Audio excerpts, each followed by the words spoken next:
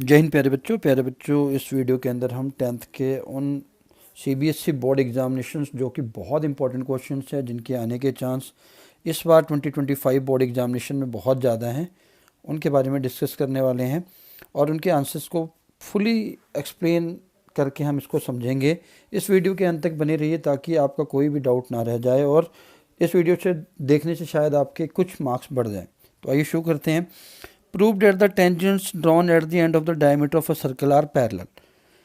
Question के according क्या है कि जो सर्कल के डायमीटर के पैरेलल में एंड पर जो टेंजेंट्स बने हैं, जैसे इसका टेंजेंट क्या है पी क्यू, ठीक है, गिवन क्या है, टेंजेंट्स गिवन है P Q and R S, ठीक है। कहाँ पर बने हैं? ये डायमीटर के एंड पॉइंट पर, एक ए के एंड पर बना और एक बी पर बना है, ठीक है। और दूसरी चीज़ हमें क्या गिवन है? डायमीटर, जो कि हमारा है ए बी, और सेंटर क्या है इसका? ओ, ठीक है। टू प्रूफ क्या है? हमें पी क्यू पैरेलल प्रूफ करना है आर एस के। तो इसको समझने से पहले आप ये समझ लीजिए, जैसे हमारी पैरेलल लाइंस है, जब भी ये ट्रांसवर्सल लाइन इसको कट करती है तो पैरेलल के दो कंडीशन होती हैं। या तो आप इन अल्टरनेट एंगल्स को, यानी कि जो जेड बन रहा है, ठीक है, इनको इक्वल प्रूफ कर दीजिए, अल्टरनेट ये भी है और अल्टरनेट ये भी है। नहीं तो दूसरा तरीका क्या है कि आप जो इंटीरियर एंगल के ये वाला जो पेयर है, इन दोनों पेयर को, जिसमें 1 और 2 कर रहा हूँ, इन दोनों का सम भी अगर आप 180 कर देते हैं प्रूफ, तब भी लाइन क्या होती है? पैरेलल होती हैं। तो आप कोई भी कंसेप्ट इसमें यूज़ कर सकते हैं, ठीक है। तो आइए हम इसमें अल्टरनेट वाला कंसेप्ट यूज़ करेंगे। अल्टरनेट के लिए अगर हम एंगल 1 और 3 को इक्वल प्रूफ कर दें या 2 को 4 के इक्वल प्रूफ कर दें तो वो क्या बन जाएगी? लाइन पैरेलल बन जाएगी, ठीक है। एज वी नो,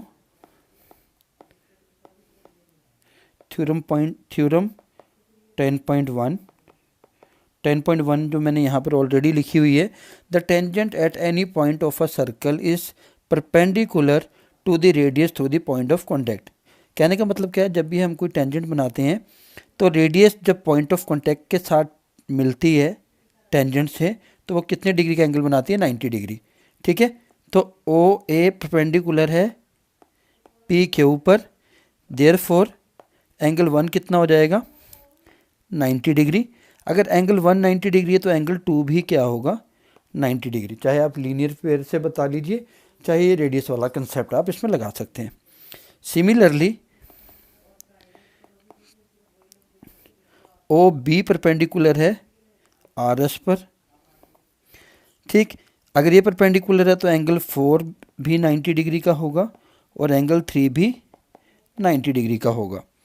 तो using equation 1 and 2, using equation 1 and 2, angle 1 is equals to angle 3, और आप ये भी कह सकते हैं angle 2 is equals to angle 4।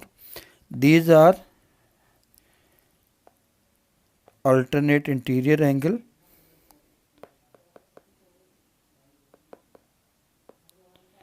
which are equal, therefore PQ is parallel to RS। पहला मेथड ये था। दूसरे मेथड में आप क्या कर सकते थे? एंगल 1 प्लस एंगल 4 को हमने प्लस किया, 90 प्लस 90 कितना हो गया? 180 डिग्री। तो फिर इसमें आपको लाइन लिखनी पड़ेगी, angle on interior angle on the same side of the transversal line, sum of the interior angle of the same side of the transversal line, if it is 180 degree then the lines are parallel। Clear? Move to the next question। next question है हमारा, a quadrilateral ABCD is drawn to circumscribe a circle, prove that AB plus CD is equals to AD plus BC। इसकी numbering नहीं की, marking नहीं की, labelling कर देते हैं हम इसकी, A B C D। Point of contact भी हमें बनाने पड़ेंगे, पी क्यू आर एस, ठीक है। अब इसके अंदर जो हमने प्रॉपर्टी लगानी है वो हमें थ्योरम 10.2 यूज़ करनी है। 10.1 मैं ऑलरेडी वहाँ मेंशन कर चुका हूँ। 10.2 क्या है? The length of tangent drawn from an external point external point to a circle are equal. कहने का क्या मतलब है कि जब भी हम कोई टेंजेंट बनाएंगे कहाँ से, एक्सटर्नल पॉइंट से, जैसे ए एक्सटर्नल पॉइंट है, इससे हमने दो टेंजेंट बनाए हैं, एक ए पी और ए एस, इन दोनों की लेंथ क्या होगी, इक्वल होगी। सिमिलरली बी एक्सटर्नल पॉइंट हो जाएगा, तो बी से जो दो टेंजेंट बने हैं बी पी और बी क्यू, इनकी भी लेंथ इक्वल होगी। Similar for the C and D also. तो इसी प्रॉपर्टी को यूज़ करेंगे हम। ठीक है, हम क्या लिखेंगे, यूजिंग थ्योरम। आपने पेपर में थ्योरम 10.2 मेंशन नहीं करनी है, आपने पूरी स्टेटमेंट लिखनी है। स्टेटमेंट में ऑलरेडी आपको यहाँ मेंशन कर चुका हूँ, इसलिए मैं 10.2 लिख रहा हूँ। ठीक है, क्या होगा, A P equal to A S, reason ये है। ठीक है, B P is equals to B Q. ठीक, C Q C R is equals to C Q, और D R is equals to D S. मैंने चारों एक्सटर्नल पॉइंट का इस्तेमाल करके जो दोनों टेंजेंट्स थे उनकी लेंथ इक्वल कर दी। अब अगर आप यहाँ पर कंफ्यूज हो जाते हैं तो किसको क्या प्लस करना है, तो आपने कुछ नहीं करना है, ऑपोजिट साइड देखनी है। जैसे ए बी के सामने कौन सी है, डी सी, तो इसके पॉइंट्स लिख लेने हैं आपने, A P plus P B plus D C वाले कौन से हैं, D R plus R C. और आपने यहाँ पर इन इक्वेशंस को ऐड करके लिखना है, 1 2 3 4, एडिंग इक्वेशन 1 2 3 एंड 4।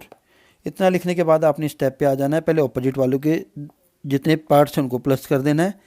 इक्वल में जो दूसरी ऑपोजिट है ये वाली, इनके पार्ट्स को आपने प्लस कर देना है। ठीक है,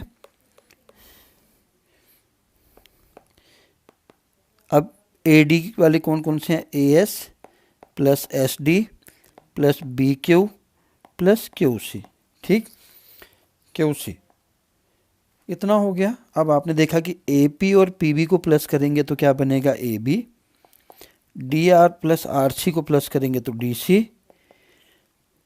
ए एस प्लस एस डी को प्लस करेंगे तो ए डी, और B Q plus Q C को प्लस करेंगे तो बी सी।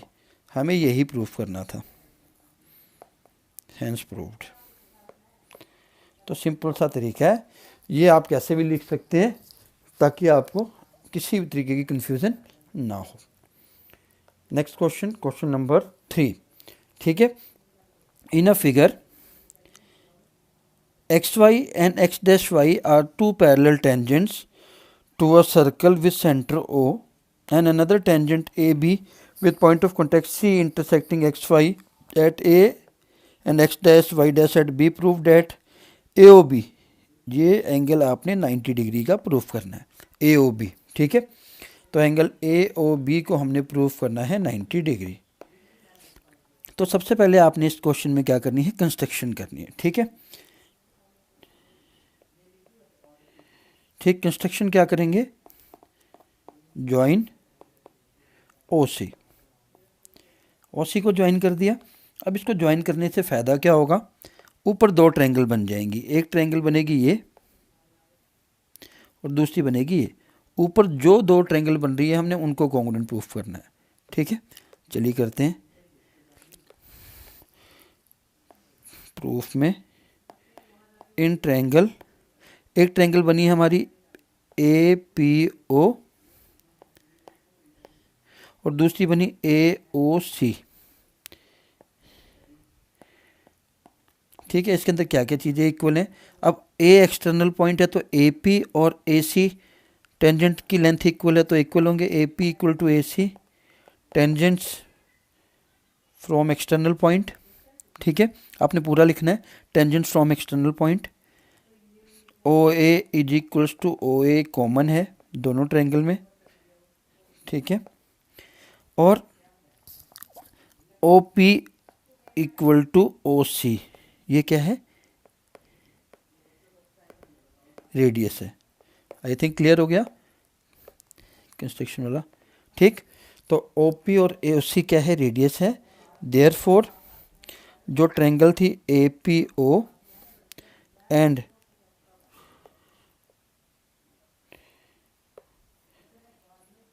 क्या होंगी, कॉन्ग्रुएंट होगी ट्रायंगल ए ओ सी के। इसको कॉन्ग्रुएंट क्यों किया, ताकि ये जो दो एंगल है एंगल 1 और एंगल 2 ये क्या आ जाए, इक्वल आ जाएंगे। ठीक है, ये ट्रिपल एस से हुई क्योंकि तीनों साइड इक्वल हैं। Therefore angle 1 is equals to angle 2 by C P C T. Similarly आपको बार बार नहीं करना है, नीचे वाली दो ट्रायंगल्स को B O C, triangle B O C is congruent to triangle B O Q. पहले हमने ऊपर वाली दो ट्रायंगल्स को कॉन्ग्रुएंट पर प्रूफ कर दिया, एक बार आपने ऊपर वाली दो ट्रायंगल्स को कॉन्ग्रुएंट प्रूफ कर दिया, आपको नीचे वालों को करके दिखाने की जरूरत नहीं है। आप सिमिलरली मेंशन करिए यहाँ से एंगल 3 और angle 4, angle 3 will be angle 4 by C P C T, ये भी ठीक है। अब करना क्या है कि आपने angle 1 plus angle 2 plus angle 3 plus angle 4 इन चारों को प्लस करेंगे। आप ध्यान से देखेंगे कि ये सारे एंगल एक लाइन के ऊपर बने हुए हैं। ठीक है, तो ये स्ट्रेट एंगल बन रहा है। स्ट्रेट एंगल कितना होता है, 180 डिग्री। ठीक है, तो हमने 180 डिग्री लिख दिया क्योंकि स्ट्रेट एंगल है। मेरे ख्याल से ये चीज़ आपको क्लियर होगी, क्योंकि एक स्ट्रेट लाइन बना रहे हैं तो स्ट्रेट एंगल बन रहा है। अब आपको चाहिए कौन कौन से 2 और 390 चाहिए ना, तो 1 की जगह भी मैंने 2 लिख दिया और 4 की जगह मैंने 3 कर दिया, क्योंकि हमने यहाँ प्रूफ किया था इक्वेशन 1 और इक्वेशन 2 से,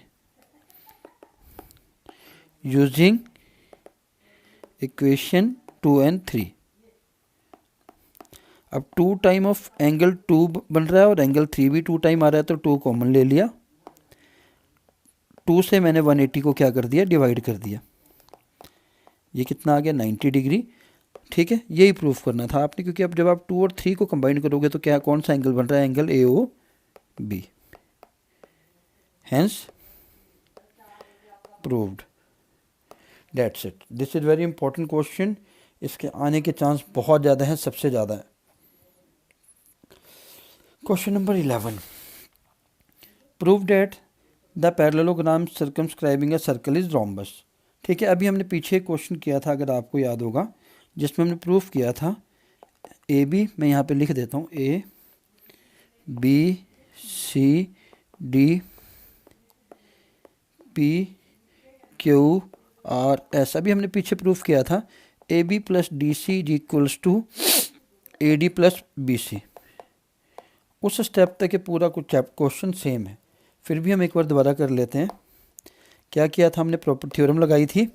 ठीक है, कि जो एक्सटर्नल पॉइंट से जो टेंजेंट बनते हैं वो इक्वल होते हैं, वही यहाँ पर A S equal to A P, क्योंकि ए से ए पी और ए एस बन रहा है। B Q equal to B P, C Q equal to C R. ठीक है, D R equal to D S. Theorem वही, टेंजेंट फ्रॉम एक्सटर्नल पॉइंट, ठीक, आर इक्वल। मैं पूरा नहीं लिख रहा है थ्योरम, ऑलरेडी मैं पीछे मेंशन कर चुका हूँ। तो 1 2 3 4, एडिंग 1 2 3 एंड 4। मैंने आपको बताया था कैसे ऐड करना है, कि ऑपोजिट वाली सामने प्लस होके आनी चाहिए। A B plus D C, मैं पीछे वाले क्वेश्चन में बता चुका हूँ, इसलिए मैं सीधा लिख रहा हूँ A D plus B C. ठीक है, अब लेकिन इन्होंने एक चीज़ हमें दी है कि ये क्या है, पैरेललोग्राम है। ठीक है, तो पैरेललोग्राम की अगर हम बात करें तो इसकी आपको प्रॉपर्टी आनी चाहिए। दो की प्रॉपर्टी लगेगी, एक पैरेललोग्राम और एक रोम्बस। पैरेललोग्राम क्या होती है, जिसकी ऑपोजिट साइड क्या होती है, पैरेलल और इक्वल होती हैं। इसका मतलब कि ए बी किसके इक्वल है, डी सी के, क्योंकि ए बी के ऑपोजिट डी सी है। सिमिलरली ए डी के ऑपोजिट क्या है, बी सी है। तो मैं वही वैल्यू यहाँ पुट कर रहा हूँ, ए बी की जगह में डी सी पुट कर रहा हूँ। ठीक है, और इस ए डी की जगह में बी सी पुट कर रहा हूँ। तो 2 D C equal to 2 B C हो गया, 2 से 2 कैंसिल हो गया, D C equal to B C हो गया। ठीक है, इसे प्रूफ क्या करना था, रोम्बस प्रूफ करना था। रोम्बस का मतलब है कि सारी साइड इक्वल होनी चाहिए। रोम्बस क्या है, ऑल साइड्स आर इक्वल। तो पैरेललोग्राम ने तो कहा था कि ए बी डी सी के इक्वल है, बी सी ए डी के ऑपोजिट प्रूफ कर दी थी। आप हमने क्या बता दिया कि जो डी सी है वो बी सी के इक्वल प्रूफ कर दी है। ठीक है, ये प्रूफ किया हमने। तो already B C A D के है, और तो ये सारी आपस में इक्वल होने की वजह से क्या हो गई, A B equal to D C equal to B C equal to A D. जब ये चारों इक्वल हो गई, hence it is a rhombus. ठीक है, क्योंकि पैरेललोग्राम ने ऑलरेडी बता दिया था कि ऑपोजिट साइड इक्वल हैं, पैरेलल हैं और इक्वल हैं। तो हमें एडजेसेंट किन्हीं दो एडजेसेंट साइड को इक्वल प्रूफ करना था, जो हमने डी सी और बी सी को कर दिया, जिससे चारों साइड क्या हो गई, इक्वल होगी। और चारों साइड इक्वल हो गई तो ये क्या है, रोम्बस है। Prove that opposite sides of a quadrilateral circumscribing a circle subtend supplementary angle at the centre of the circle. ठीक है, तो इसका भी क्वेश्चन डायग्राम बना लेते हैं। पहले एक क्वाड्रिलेटरल बनाना है हमें।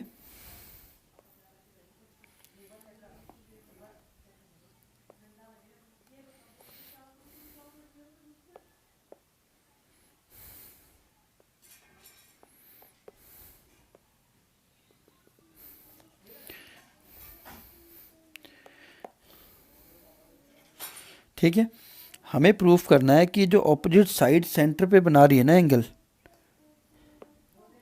ये सप्लीमेंट्री प्रूफ करने हैं हमें। ठीक है, तो यानी कि सिंपल सा कंसेप्ट अगर हम देखें तो ये वाला एंगल और ये एंगल प्लस करके हमारा 1 और 2 प्लस करके 180 आना चाहिए, क्योंकि ऑपोजिट साइड्स की बात की है ना। और सप्लीमेंट्री का मतलब होता है 180 डिग्री।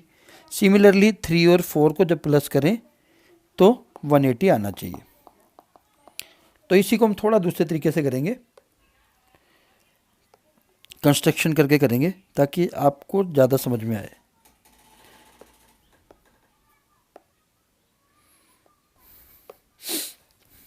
ठीक है, पहले तो हमने मिला दिया है।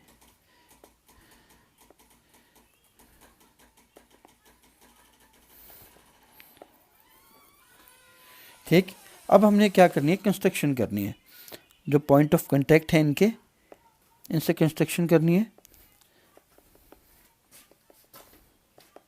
ठीक, कंस्ट्रक्शन करने से क्या हो गया, एंगल डिवाइड हो गए 1 2 3 4 5 6 7 और 8।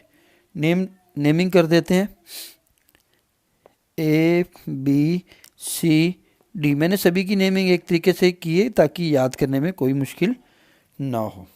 ठीक है, अभी हमने पिछले क्वेश्चन में जब हमने 180 डिग्री प्रूफ किया था, तो हमने ऊपर वाली दो ट्रायंगल 90 प्रूफ किया था, तो हमने ऊपर वाले दो ट्रायंगल्स को इक्वल प्रूफ किया था कॉन्ग्रुएंट लेकर। ठीक है, कॉन्ग्रुएंट लिया था, और एंगल 1 और 2 मैं दिखाता हूँ आपको क्वेश्चन। इस क्वेश्चन के अंदर देखो, हमने ये वाली दो ट्रायंगल को ऑलरेडी इक्वल लेकर, ठीक है, कॉन्ग्रुएंट लेकर एंगल 1 और 2 को हमने इक्वल प्रूफ किया था। तो इसी कंसेप्ट को हम इस क्वेश्चन के अंदर लगाने वाले हैं। ठीक है, तो इसके एक थ्योरम है, एक कंसेप्ट है, वो कंसेप्ट आपने लगाना है। क्या है वो, tangents drawn from an external point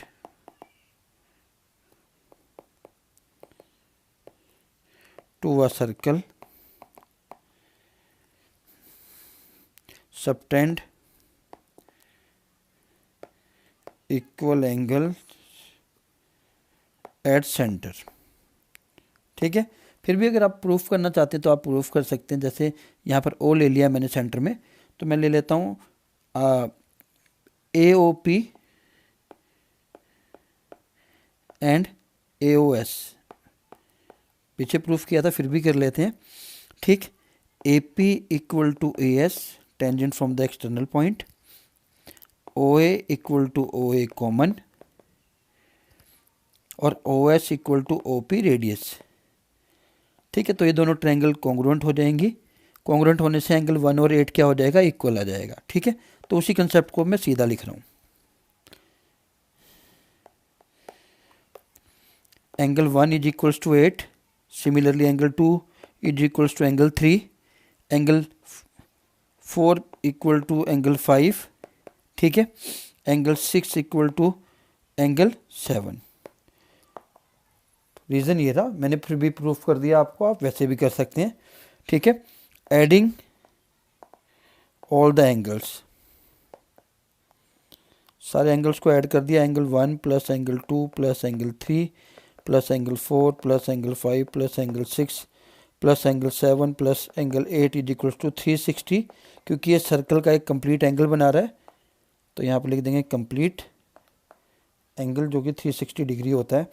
ठीक है, अब यहाँ से आपको एंगल्स प्रूफ करना है, 1 + 2 180 आ जाए। ठीक है, तो हम क्या करेंगे, चेंज कर देंगे।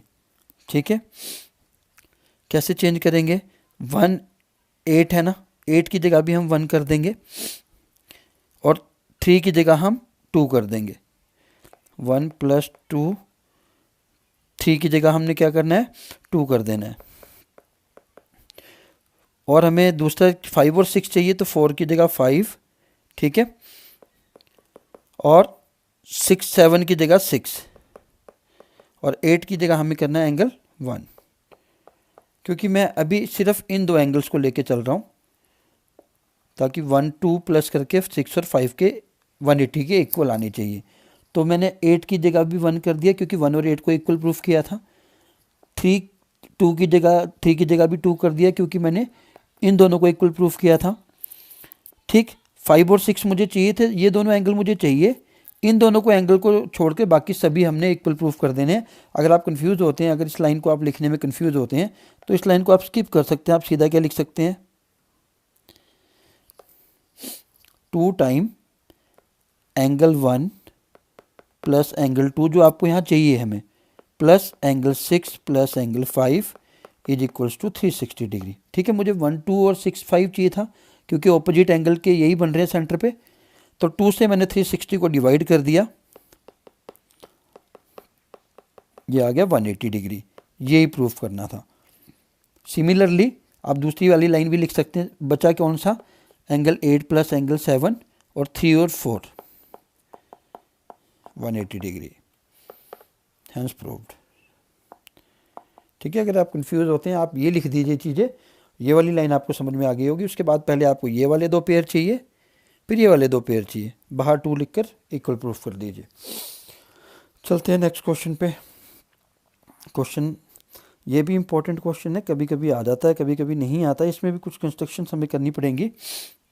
तो क्वेश्चन है, a triangle ABC is drawn to circumscribe a circle of radius 4 centimetre.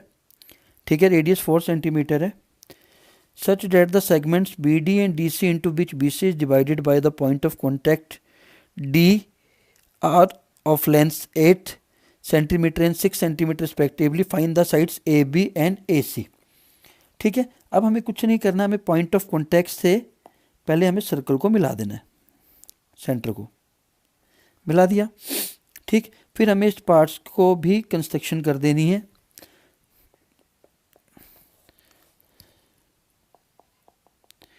अब इससे फ़ायदा क्या होगा, पहली चीज़ हम इसमें एरिया ऑफ ट्रायंगल लगा सकते हैं। ठीक है, और ये हम ऑलरेडी करते आ रहे हैं कि जो टेंजेंट्स की जो लेंथ होती है, अगर एक्सटर्नल पॉइंट से बने होते हैं, वो इक्वल होते हैं। यानी कि अगर मैं इसके नाम दे दूं, ABCD है, D और E ले लेते हैं यहाँ पर F, तो आपको पता होगा ही कि जो AE है वो F के इक्वल होगा, CE है वो CD के इक्वल होगा, और BD है वो BF के इक्वल होगा। ठीक है, तो BD हमारे पास है 8 सेंटीमीटर, तो BF भी 8 सेंटीमीटर हो जाएगा, मतलब ये भी 8 सेंटीमीटर हो जाएगा यहाँ तक। ठीक है, CD 6 है, तो CE भी 6 हो जाएगा। अब बच्चे ऊपर वाले ये 2 पॉइंट इनको लेट कर लेते हैं X, let AE equal to AF equal to X। इसके रीजन, पीछे रीजन लिख देना है, tangents from external point to a triangle are always equal. I think यहाँ तक आपको कोई डाउट नहीं होना चाहिए। फिर इसमें हम लगाते हैं हीरोज फार्मूला। ठीक है, एरिया ऑफ ट्रायंगल का फार्मूला क्या है? अगर हम हीरोस का फार्मूला यूज़ करें, S minus A, S minus B, S minus C. ठीक, सबसे इजी यही है, जहाँ पर एस क्या था, 1/2 ए प्लस बी प्लस सी। ठीक, अब आपके पास ए भी है, बी भी है, सी भी है। ठीक है, ये वाली साइड कितनी हो जाएगी? 6 प्लस एक्स, ये 8 प्लस एक्स, और ये 14 प्लस करने पर तीनों साइड आ गई आपके पास। तो आपके पास ए आ गया 6 प्लस एक्स, बी आ गया 8 प्लस एक्स, और सी आ गया 14। इनको तीनों को प्लस कर लेते हैं। 6 plus x plus 8 plus x plus 14 divided by 2। इनको तीनों को प्लस किया तो 28 प्लस 2x डिवाइडेड बाई 2, यानी कि 14 प्लस एक्स आएगा हमारी एस की वैल्यू, जो कि सेमी पेरीमीटर होती है। ठीक है, अब इस फॉर्मूले में वैल्यू पुट करते हैं, 14 प्लस एक्स, ठीक है, x प्लस 14, क्योंकि बाहर माइनस है तो a के सारे साइन चेंज हो जाएंगे, -6 minus x. Similarly x plus 14, b वाले साइन भी सारे चेंज हो जाएंगे, -8 माइनस एक्स, x प्लस 14, और c की वैल्यू ऑलरेडी 14 है माइनस में। ठीक है, आप कैंसिल कर दो, इसमें x से x कैंसिल, यहाँ भी x से x कैंसिल, यहाँ 14 से 14 कैंसिल। ठीक है, इसको जब सॉल्व करेंगे तो हमारे पास आंसर आएगा, ये 14 plus X as it is, ये 14 माइनस 6 कितना होता है? 8, 14 माइनस 8 कितना होता है? 6, यहाँ बचा x। फर्दर इसको सॉल्व करेंगे तो हमारा आएगा 48x ब्रैकेट में x प्लस 14। ठीक है, ये कंसेप्ट आ गया यहाँ तक। इसको हम इक्वेशन ले लेते हैं 1। ठीक, अगले पेज पे जाने के लिए यहाँ तक क्लियर हो गया। अब हमें क्या करना होगा, मैं इसको थोड़ा सा सिंपल कर देता हूँ कि ये जो पूरी ट्रायंगल है ABC, इसका एरिया किसके इक्वल होगा? इन तीनों ट्रायंगल के एरिया, 1 2 3 ट्रायंगल बन रही है। मैं इसको सिंपल करूँ पहले, कंफ्यूजन क्लियर करने के लिए।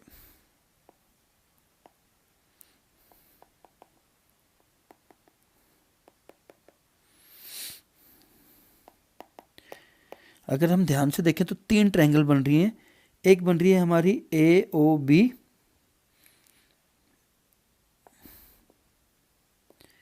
एक ये ट्रायंगल, एक बन रही है AOC, एक बन रही है BOD। ये 3 ट्रायंगल बन रही है। इस पूरी AB का जो एरिया होगा इन तीनों ट्रायंगल के एरिया के प्लस करने के इक्वल आएगा।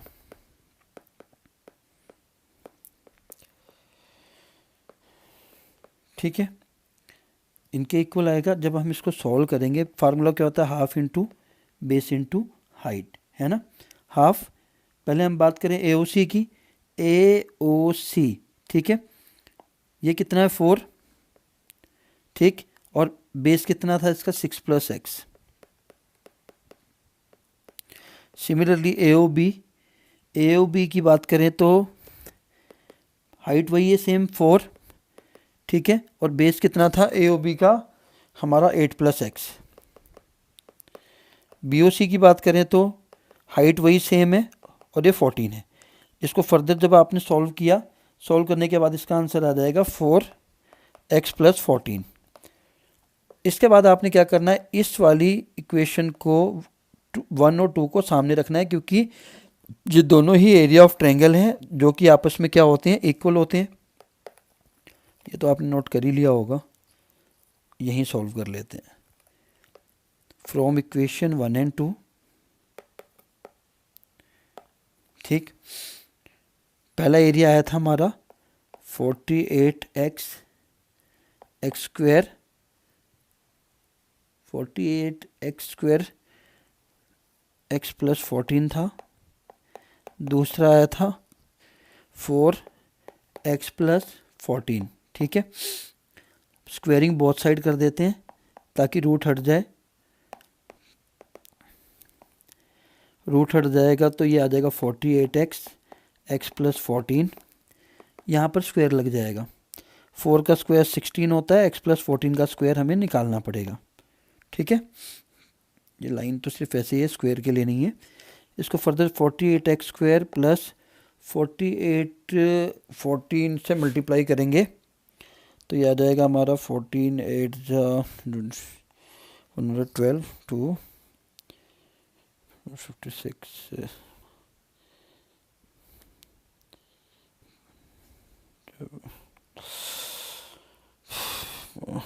672x 16, यहाँ पर आएगा हमारा x square plus 196 plus 28x। ठीक है, जब आप इसको प्रॉपर सॉल्व करोगे तो इक्वेशन बन जाएगी x square plus 7x minus 98।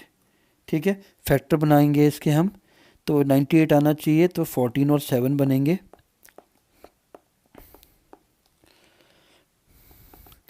Further जब आप इसको सॉल्व कर लेंगे तो x की दो वैल्यू आएंगी, -14 और 7।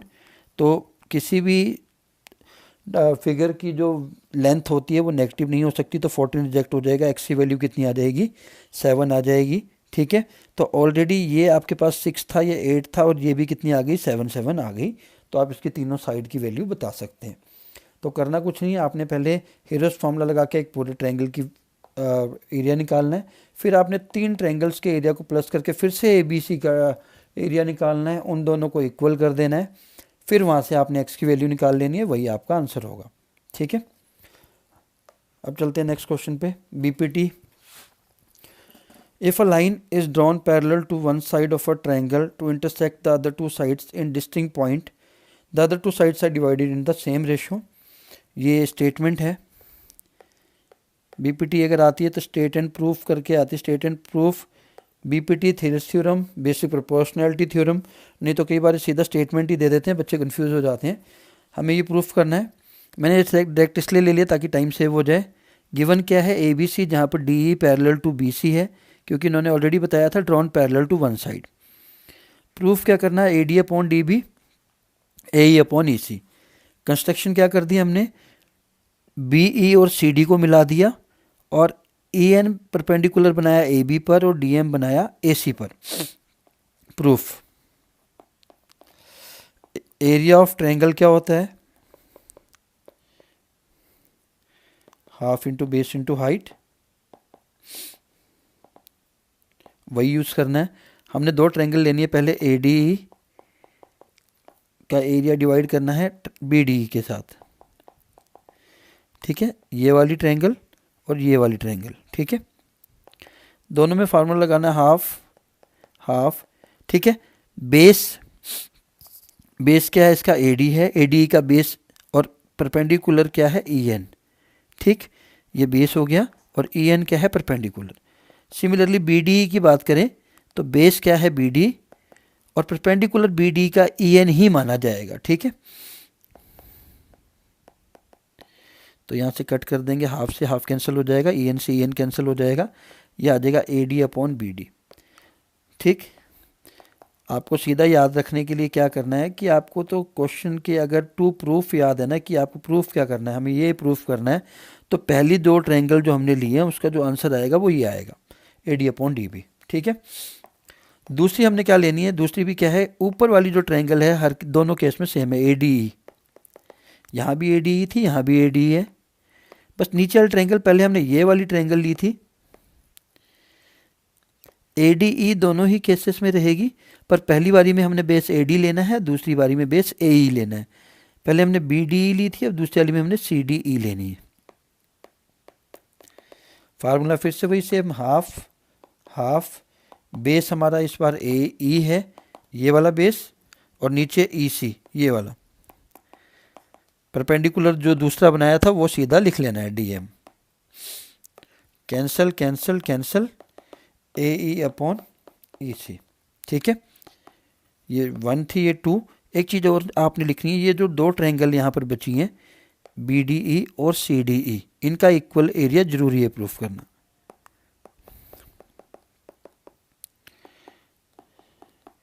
रीज़न क्या है, ट्रायंगल्स, इसको इक्वेशन 3 ले लीजिए, triangles having same base and between parallel lines. तो जिनका सेम बेस होता है और जो पैरेलल लाइंस के बीच, सेम पैरेलल लाइंस के बीच में बनी होती है, उनका एरिया क्या होता है, इक्वल होता है। तो from equation 1, 2 and 3 AD upon DB is equals to AE upon EC, hence proved. So this was BPT. This is very very important theorem. 5 number की थ्योरम आती है, नहीं तो इसकी एप्लीकेशन जरूर आती है। Another important question for you. Prove that the tangents drawn from the external point to a circle are equal. ये सर्कल है जिसका सेंटर O है, इसके एक्सटर्नल पॉइंट P से हमने दो टेंजेंट्स बनाए हैं PQ और PR। हमें ये प्रूफ करना है कि जो PQ है वो PR के क्या है, इक्वल है। ठीक है, तो ये हम कंस्ट्रक्शन कर देंगे ज्वाइन OP और OR। ठीक है, यहाँ हम नहीं भी ज्वाइन करें तो रेडियस बना सकते हैं सीधा। ठीक है, कंस्ट्रक्शन में ये भी ठीक है कर सकते हैं, कंस्ट्रक्शन ज्वाइन OP। ठीक, इसको ले लीजिए एंगल 1, एंगल 2। हमें इन दो ट्रायंगल्स को कॉन्ग्रुएंट प्रूफ करना है। कौन कौन सी, इन triangle PQO and triangle POR। एक ये वाली ट्रायंगल और एक नीचे वाली ट्रायंगल POR। ठीक, तो सबसे पहली बात है कि OQ इक्वल टू होगा OR, दोनों रेडियस हैं। Angle 1 is equal to angle 2 होगा 90 डिग्री। थ्योरम 10.1 कि जब भी कोई रेडियस टेंजेंट के पॉइंट ऑफ कांटेक्ट के साथ मिलती है तो 90 डिग्री का एंगल बनाती है। ठीक है, और OP equal to OP common है, तो ये दोनों ट्रायंगल क्या होगी, PQO is congruent to triangle POR। ठीक है, तो ये RHS कॉन्ग्रुएंसी लग गई। ठीक है, तो हम क्या कह सकते हैं, by using CPCT PQ will be equal to PR, hence proved. आसान थी और सबसे इजी है। ठीक है, ये चल नहीं पाए, यहाँ OP को ज्वाइन कर लीजिए और OQ और OR। ठीक है, लास्ट इंपॉर्टेंट क्वेश्चन, ये तो हर बार आता है चेंज होकर। Prove that √3 is irrational number. सबसे पहली बात, इरेशनल नंबर होता क्या है। ठीक है, जिसके जो डेसिमल पर है ना वो चेंज बढ़ते जाएं, एक्सटेंड होते रहें, पर टर्मिनेट ना हो। टर्मिनेट ना हो का मतलब ख़त्म ना हो। फॉर एन एग्जांपल अगर हम बात करें, एक एग्जांपल ले लेते हैं, जैसे हम एग्जांपल ले लेते हैं सपोज 5/2 का एक एग्जांपल ले लेते हैं। जब मैं इसको डिवाइड करना स्टार्ट करूँगा 2 to the 4, ठीक है, 0.5 2.5 पे टर्मिनेट हो गया, आगे नहीं है डेसिमल हमारे पास, तो ये टर्मिनेट हो गया। पर इरेशनल नंबर कौन से होते हैं, जिनके जो डेसिमल है ना, जैसे आप यहाँ देख सकते हैं √3 की जो वैल्यू, हम जनरली √3 की वैल्यू 1.73 यूज़ करते हैं, पर इसकी एक्चुअल वैल्यू ये है जो बढ़ती जाती है, ये टर्मिनेट नहीं होती। ठीक है, तो जो टर्मिनेट नहीं होती ऐसे नंबर को ही हम क्या कहते हैं, इरेशनल नंबर कहते हैं। तो हमें √3 को इरेशनल प्रूफ करना है, तो हम सबसे पहले क्या करेंगे, लेट √3 इज रेशनल नंबर। हमने मान लिया कि ये रेशनल नंबर है। ठीक है, तो रेशनल नंबर है तो हम क्या कहेंगे कि इसको P/Q के इक्वल लिखेंगे, क्योंकि रेशनल नंबर को हम P/Q की फॉर्म में लिखते हैं, where P and Q are coprime और Q is not equal to 0। को प्राइम का मतलब क्या होता है, अब ये भी समझ लीजिए। को प्राइम ऐसे नंबर्स के पेयर को कहते हैं जिनका जो कॉमन फैक्टर होगा वो 1 होगा, 1 से ज़्यादा नहीं होना चाहिए। ठीक है, चलिए अब क्या करेंगे, स्क्वेयरिंग बोथ साइड।